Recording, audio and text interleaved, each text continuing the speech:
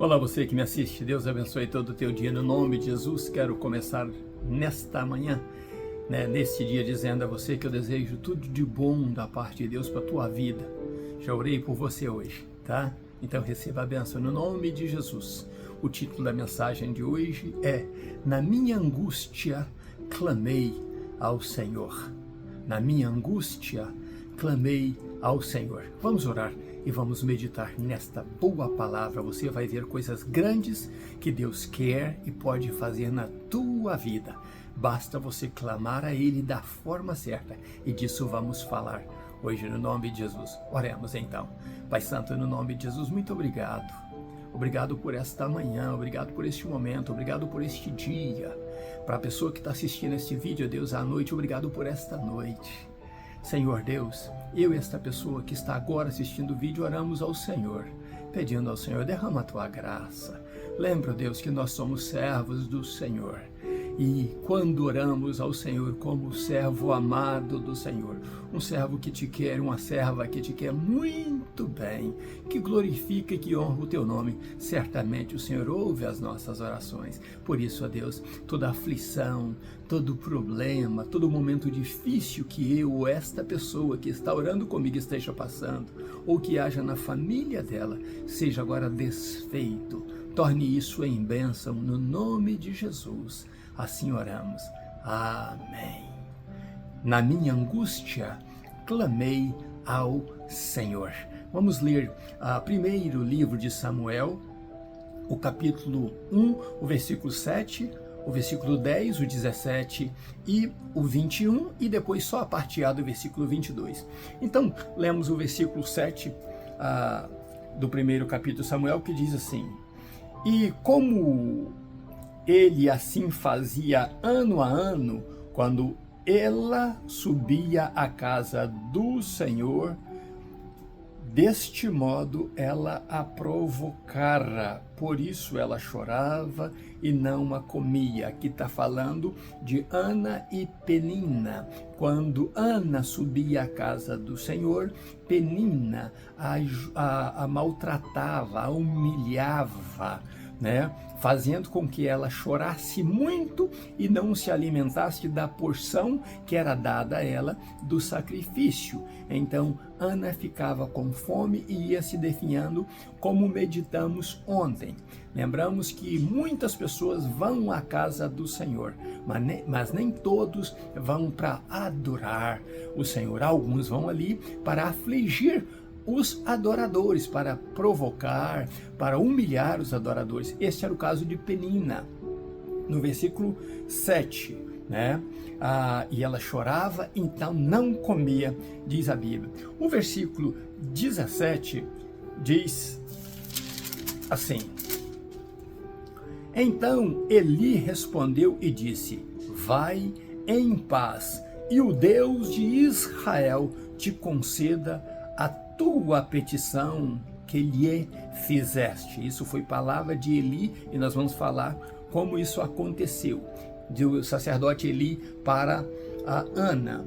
O verso 21, nós pulamos o verso 10, vamos ler o verso 10 também, que diz assim: depois que Penina prejudicava, que ela saía para chorar, que ela chorava muito, o versículo 10 diz: E ela estava em amargura de alma, e orava ao Senhor, e chorava sobejamente. Por isso está o título da nossa mensagem: Na minha angústia, clamei ao Senhor. Então Ana saía e Ana chorava ao Senhor. Isso está no versículo 10, que nós não devíamos ter pulado. O versículo 17, então, traz a palavra de Eli. Então Eli respondeu e disse: Vai em paz, e o Deus de Israel te conceda a tua petição que lhe fizeste. Esse é o versículo 17. O versículo 21 diz: E o homem Eucana, que era um homem maravilhoso, e toda a sua casa, subiu para oferecer sacrifício anual e o seu voto. Eucana volta a subir de novo, isso já é no outro ano, e o seu voto. Aí vemos a parte A do versículo 22, que diz: Porém, Ana não subiu com ele. Então, nesse ano seguinte, que ele vai lá oferecer o voto ao Senhor, a Bíblia diz que ele subiu com a sua casa, mas Ana não subiu com ele. Bom, várias vezes Ana subiu ao tabernáculo, né, a Siló, para ir. Por que subiu? Porque eles tinham que descer as montanhas de onde habitava o de Efraim, passar por vales e chegar então subindo a Siló. Siló estava passando por esses vales, tinham que subir para Siló, e subindo a Siló, à casa de Deus, ali dava-se basicamente de 1 a 2 dias de viagem, caminhados, né? E ali a Eucana fazia todos os anos isso. Pensamos, né? E a Bíblia diz que eles faziam isso uma vez por ano. Toda a família ia, ele levava o sacrifício. Ali então era oferecido num todo o sacrifício que ele levava, e depois do sacrifício tirava-se a parte do sacerdote, tirava a parte queimada e a parte que tocava então para Ana, e as porções de Penina e dos filhos e filhas que eles tinham, que Eucana tinha com ela. Ali então eles comiam cerca do tabernáculo e alguma região por perto, eles comiam então a parte que tocava, né, ao ofertante e a sua família para comer. Deviam comer em dias festivos ali, tinha um limite de tempo para se comer ou queimar o que sobrava, né? Então estava ali Ana, e Penina possivelmente via que a porção de Ana era maior, né? E então o que ela fazia? Ela angustiava Ana quando podia no caminho para ir adorar a Deus, tentava atrapalhar a adoração de Ana, e durante ali a repartição, ela também prejudicava para que Ana ficasse triste e não comesse. Essa era a função de Penina. Penina dispôs a fazer isso, já que ela tem o amor do marido, então agora ela não pode ser feliz mesmo assim. Mas algumas coisas proféticas acontecem aí. Deus permite que a inimiga, a opositora, seja usada para quê? Para chamar a atenção de Ana. E algo acontece aí de miraculoso que talvez você nunca notou. O que acontece é que ela então sai e vai chorar, amargurada até a alma, ela vai chorar. Quem nota a ausência dela é Eucana, o marido que a amava. O marido que a amava não entendia o porquê, porque possivelmente Ana ocultasse isso dele, esta aflição que Penina lhe provocava. Mas a mão de Deus estava nisso. Deus permitiu que ela subisse várias vezes até a casa dele, e nesta casa dele, né, no tabernáculo ali, ela sofresse. Ninguém tinha a visão, mas Deus estava trabalhando nisso. E dessa vez Deus decidiu tomar posse deste caso. E então ela sai para chorar. Possivelmente ela estava sentada ou prostrada chorando em algum canto. E o marido que a amava veio e pergunta: Ana, por que choras? Por que estás triste, estás atribulada? Por que você não come, Ana? E aí ele faz a pergunta profética, porque ela não tinha falado para ele a razão. E a pergunta profética, ele diz: não sou eu melhor para você do que 10 filhos? Esta foi a frase que mudou a vida de Ana, que mexeu com ela, porque até então ela só chorava, até então ela só se retirava, até então ela saía para sofrer, para não comer, para não atrapalhar a refeição do marido, a refeição dos outros ali. Mas esta foi a frase profética. Deus permitiu a inimiga atrapalhando a vida dela, porque Deus queria tratar com ela. Deus queria escrever uma linda história na vida dela.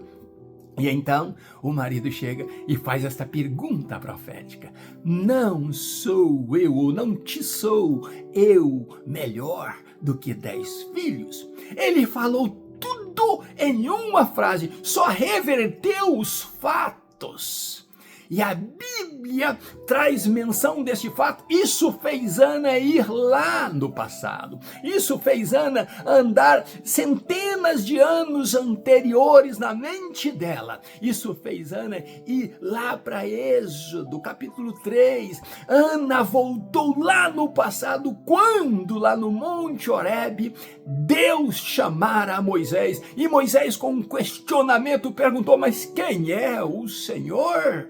Com que direito eu vou representar o Senhor? Quem eu vou dizer lá que o Senhor me chamou? E Deus disse para ele, ele havia dito: eu sou o Deus de Abraão, o Deus de Isaac e o Deus de Jacó. Mas para Moisés ele disse: eu sou o que sou.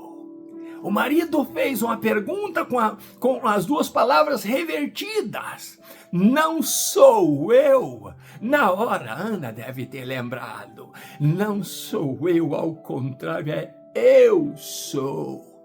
Eu sou o que sou. Eu estou saindo para chorar. Eu estou saindo para lamentar. Eu estou saindo para consumir a minha aflição separada do meu marido. O problema não é o inimigo. O problema não é o meu marido, que me ama tanto, e ele provara isso todo esse tempo. Mas agora ele me falou a palavra forte, a palavra poderosa, quando ele disse: não te sou eu. Eu me lembro agora que o meu problema é com eu sou. O eu sou, eu preciso falar com ele. O eu sou, eu preciso conversar com ele. Eu preciso abrir o meu coração para ele. Então o que eu vou fazer? Eu vou me levantar, vou lá comer com meu marido, vou lá festejar com meu marido. Mas quando meu marido desaperceber, eu volto com a minha aflição.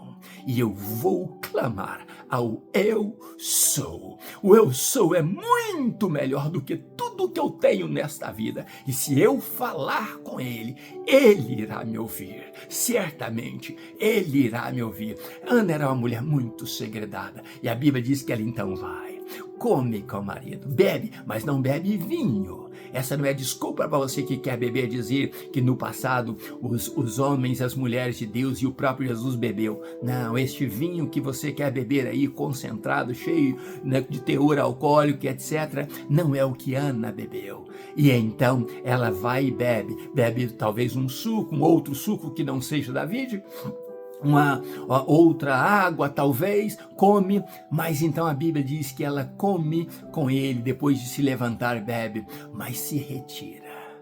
Ela se retira. E para onde ela se retira? Havia ali talvez um sacerdote retirado, talvez um pouco, né, afora lá do ambiente, encostado num pilar, que ainda enxergava que era o sacerdote Eli. Possivelmente ela fica um pouco fora deste sacerdote que estava encostado ali no pilar, talvez observando o mover do povo, né, ou a beleza do tabernáculo, alguma coisa parecida. Ele estava ali acostado a um pilar, dizia, e diz a Bíblia, o que acontece é que ela então vai ali aflita até a alma, e aí ela começa então a orar, a clamar em silêncio, só no seu coração, só na sua alma, com a alma angustiada.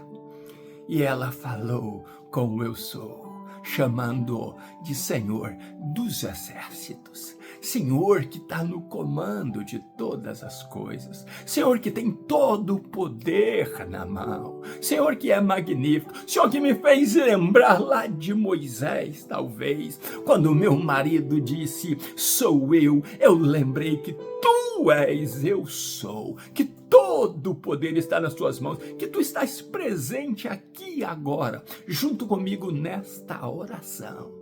Eu oro ao Senhor, pedindo que se a bondade do Senhor atentar para a aflição, para o coração afligido da tua serva, esse coração contrito, triste, que vem aqui todos os anos e volta triste para casa. Se o Senhor atentar e me der um filho, somente para tirar este abuso, para tirar essa tristeza de nunca ter tido um filho, se o Senhor me der um filho, eu cumpro a ordenança do Senhor.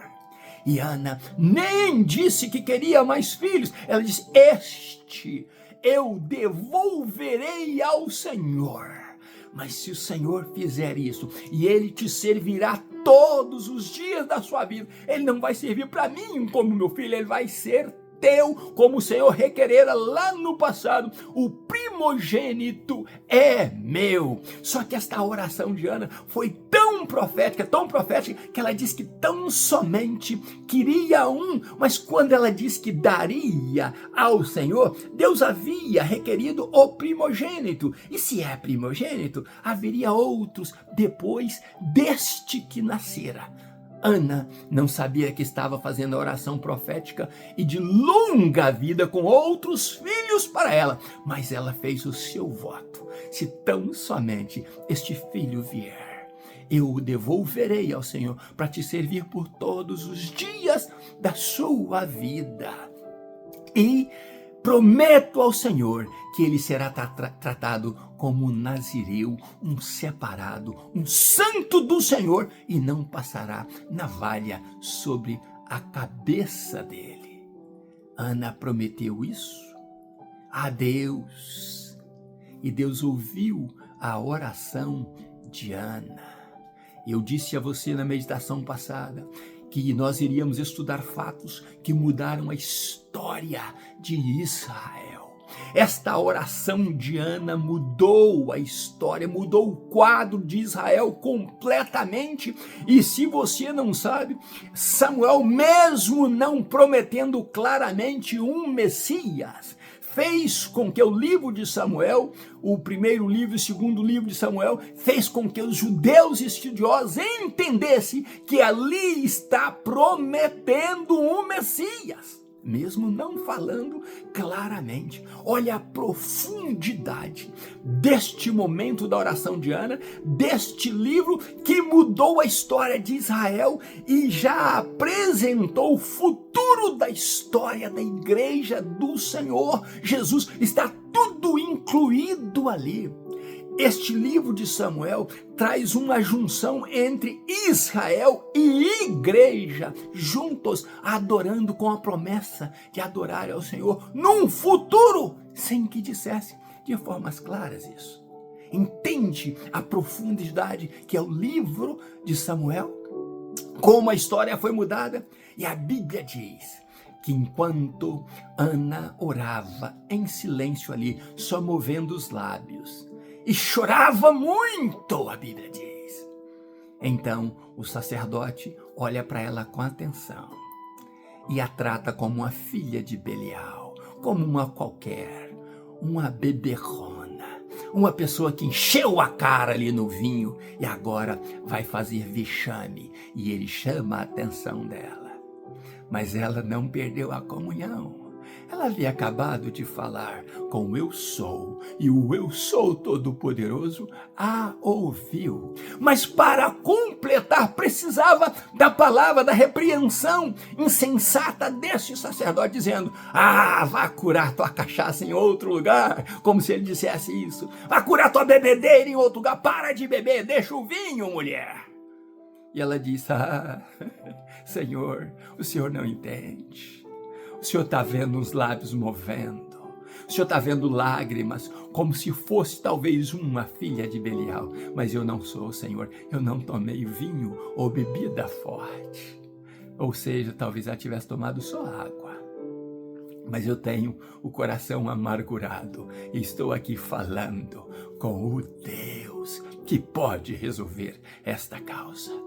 Então o sacerdote mudou de acusador para abençoador e disse: vá em paz, e que o Senhor Deus conceda a tua petição. Que palavra abençoadora. Era Deus movendo tudo. Era Deus movendo a acusadora. Era Deus movendo o momento. Era Deus movendo o marido que a amava e fazendo o marido falar aquela palavra profética. Era Deus levando-a lá no Monte Horebe para lembrar que o Eu Sou não a desprezou. Era Deus agora fazendo-a voltar para o lugar certo e falar em silêncio para que ninguém ouvisse. Se o marido não sabia o porquê da aflição dela, agora o sacerdote não sabe as palavras dela.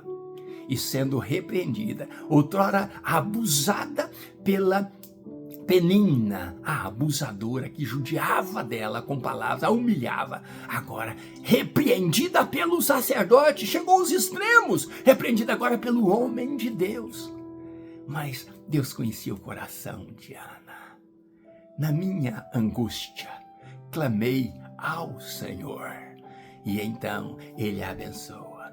A Bíblia diz que Ana vira para ele e fala: olhe bem com graça pro rosto da tua serva. Eu sirvo ao Deus Eu Sou. Olhe bem para este rosto. Tipo, estava dizendo, nós vamos nos ver um outro dia de forma diferente. E ele deve ter olhado bem pro rosto dela. E ela então vai, pega o marido, voltam para casa e a Bíblia diz que o semblante de Ana mudou. Agora é uma mulher alegre, agora é uma mulher que já não está com mais um semblante triste. E naquele um dia de caminhar, talvez, o marido está observando e chegando em casa. O que acontece? O marido então se deita com ela. Ele a viu tão feliz que ele quis se deitar com ela. E a Bíblia diz que Deus fez Ana conceber naquela noite. E então o que lemos é que no ano seguinte ele junta todo mundo para adorar. Ir de novo à casa do Senhor, adorar e oferecer o seu sacrifício. E lemos que Ana não subiu com ele. Quanta curiosidade deve ter tido ali de Penina. Por que ela não subiu do sacerdote? Por que aquela embriagada talvez não voltou? Ela não vai voltar mais por causa da minha palavra? Porque eu fui duro com ela quando a repreendi? Por isso ela pediu para olhar bem para a face dela. Mas olhar com bondade, por que seria? Faltei eu com a bondade? Tantas perguntas que serão respondidas no próximo capítulo, né? No próximo vídeo. Mas eu quero lembrar a você o seguinte: eu sou o que sou, é o teu Deus. Ele olha para a tua aflição, ele olha para a tua angústia. A zombaria às vezes vem para te ajudar a se chegar a Deus. Palavras de amor e proféticas também existem para fazer você lembrar de Deus. Repreensão às vezes sacerdotal de pastores ou de um irmão ou algo que vai te mexer, fazer você mexer, é para te ajudar a chegar mais perto de Deus. Junta este pacote todo e leva a tua angústia, o teu sofrimento, a tua aflição para Deus. E a Bíblia diz que Deus não desprezará um coração contrito. Faça voto a Ele e busque cumprir os teus votos. Falaremos assuntos seguintes e você verá o quanto Deus é grande e é bom. Mas este fato mudou a história de Israel. E disso vamos falar nos assuntos a seguir. Deus abençoe você e a sua família em nome de Jesus. Ainda nos meus pijamas buscando a Deus, um grande abraço meu. Na minha angústia clamei ao Senhor. E Ele te ouvirá e Ele me ouvirá. Deus te abençoe e te guarde no nome de Jesus. Um grande abraço meu, Pastor Riva Martins. Abraço meu e até amanhã, se Deus quiser.